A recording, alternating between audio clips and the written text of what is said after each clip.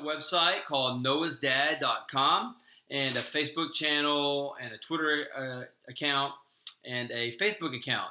And so let me give you the long and short story of our website and how we got started. So a little over 5 years ago, when we had our first son, Noah, we found out a few hours after he was born that he was going to be born with Down syndrome. And so I didn't know anyone with Down syndrome.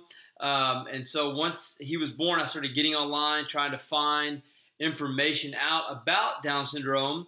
And I had a tough time finding videos and kind of what life was going to be like raising a child with Down syndrome. Well, in the process of having Noah, we came to find out that depending on what study you see, that up to 92% of children prenatally diagnosed with Down syndrome are aborted. So that means every time you see one Noah, there's potentially 9 more Noahs that you do not see simply because someone took their life because they were born with, they possibly could have been born with special needs. And so that really broke our heart. And so, we really were convinced that people, are fearful. People are fearful of things they don't know. People are especially fearful of,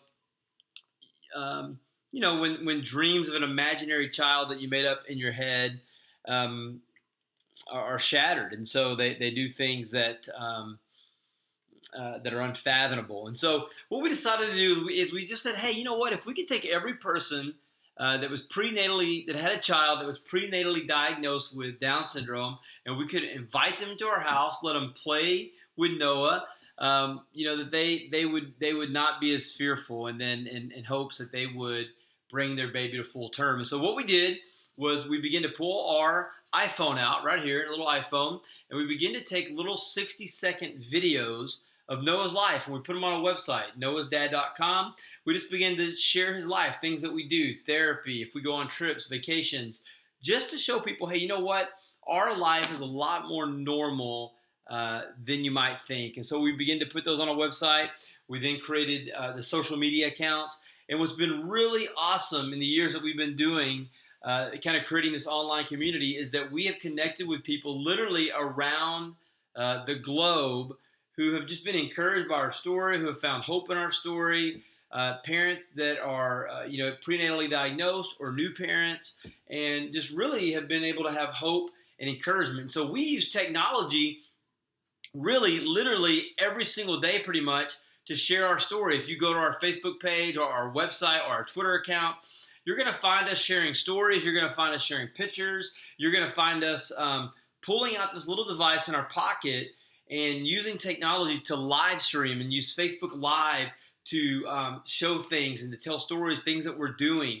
We're going to be, almost everything that we do on our social networks is done from this device in our pocket wherever we are, literally on a map. And so it's really amazing that, a little over a decade ago, if you had a child with special needs or some sort of disability, you might have known people in your local city, but you weren't able to connect on a global scale. And so with technology, we've been able to share our story, connect with other parents all across the globe, and give them hope and encouragement, and hopefully help take away a little bit of that fear that they might have had. And we believe that when you take away fear, you give people an opportunity to step forward in hope. And so that's one of the ways that we use technology.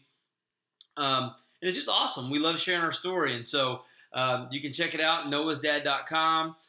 If you're on Facebook, if you just type in Noah's Dad, you can see it, and you'll just see us sharing our stories, having a good time, connecting with other parents, and using technology to do that. So we're really thankful to live. Of all the times that you can live in history, we are thankful to live in this day and age that the Lord has given us tools like this to tell stories that literally, no matter where you are, any person has the ability, if you have a device, to pick this thing up, and you have a platform in your pocket to share your story, to give the world a window into your story, and to do amazing things. And so again, we think technology is awesome. It can be used for good, it can be used for bad, but we've seen it used in really, really great ways for good, and we hope to continue to do that as we tell our story. And so, see you later.